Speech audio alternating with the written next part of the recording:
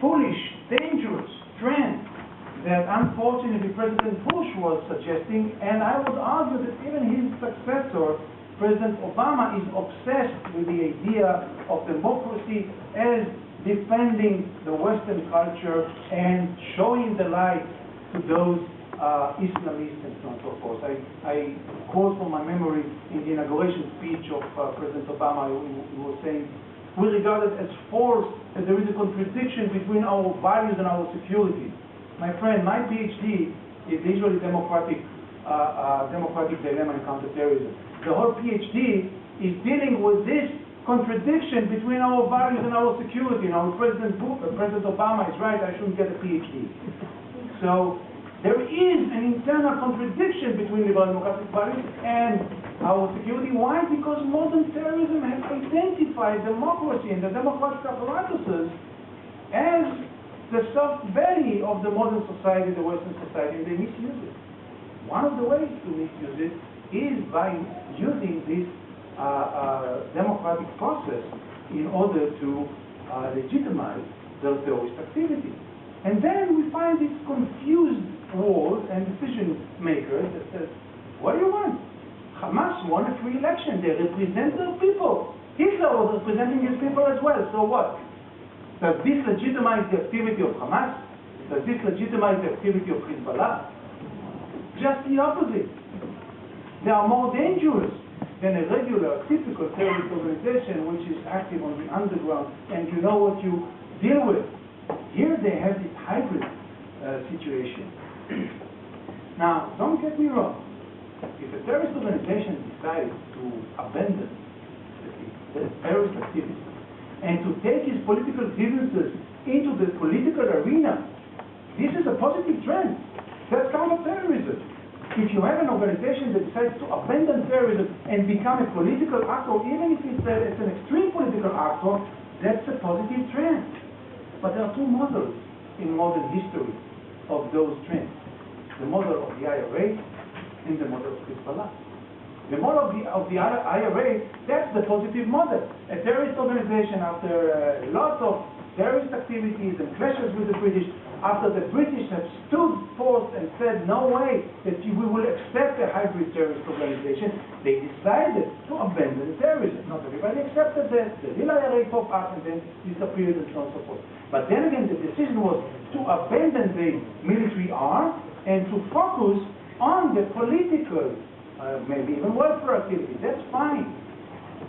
But Hezbollah is the other model. Is the model of those organizations, hybrid organizations that are trying to hold the stick from both ends and say at the same time, we have the right for what they falsely call resistance, and I would call terrorism, and we also a legitimate organization. Now, how many states define Hezbollah as a terrorist organization?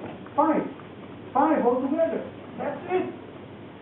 And those which are most liberal and sophisticated are saying, yeah, you're right, Hezbollah is doing terrible things, but you know what? It's only the military arm of Hezbollah. So we will define the military arm as a terrorist organization, not Hezbollah itself. That's a confused, liberal, democratic world that doesn't understand what it's facing. Now, the whole concept of those terrorist organizations is to launch those terrorist attacks against the targeted state.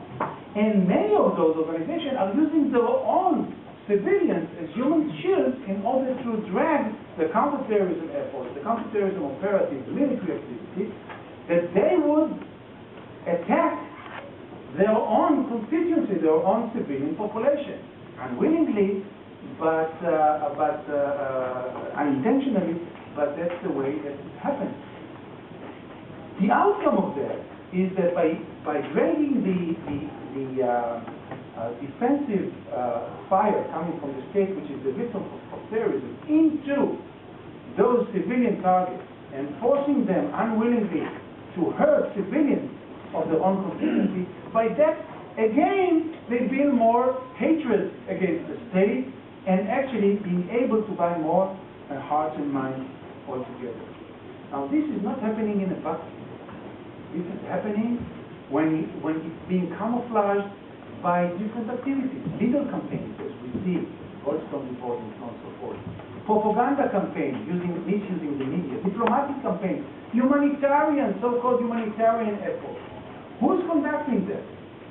A coalition of terrorist supporters on one hand, of charities, of international human rights organizations, and of what I believe Lenin was calling useful idiots, which are people which are good and loving people. I know many of them on a personal basis. And they support those people because they see them as the underdog, and they identify with the underdog, and they would like to help them. That's the challenge, and this is actually what we refer to as the hypocrisy coalition. Why hypocrisy coalition altogether? Because the same coalition that condemns the state that defends itself from the terrorist activity, the same coalition is turning a blind eye to the atrocity that the terrorist organizations are conducting. And they justify and legitimize them by the political and the welfare processes that are being conducted. If we talk about delegitimizing Israel, this hypocrisy coalition, what they do, they try to emphasize those false arguments as presenting Israel as a terrorist state, as an apartheid state, as a state that violates human rights, deprives the rights of Israel to exist, as a Jewish state or as a state altogether, alleged use of war crimes by the Israelis against civilians.